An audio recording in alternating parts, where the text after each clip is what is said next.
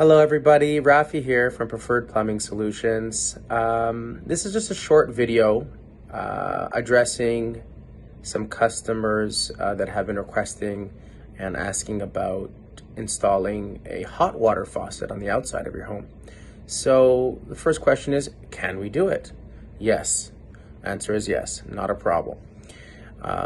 Regarding what's involved and the complexities around it will purely be determined based on the layout of your home and what our technicians discover when they're there.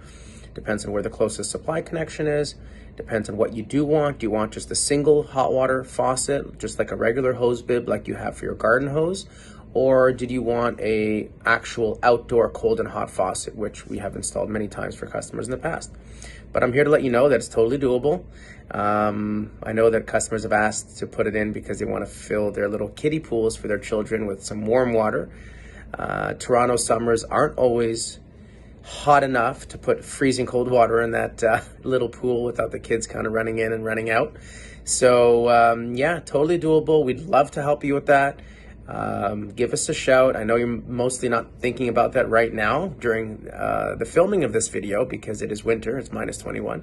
But yeah, give us a call, 905-597-8555. Thank you. Bye-bye.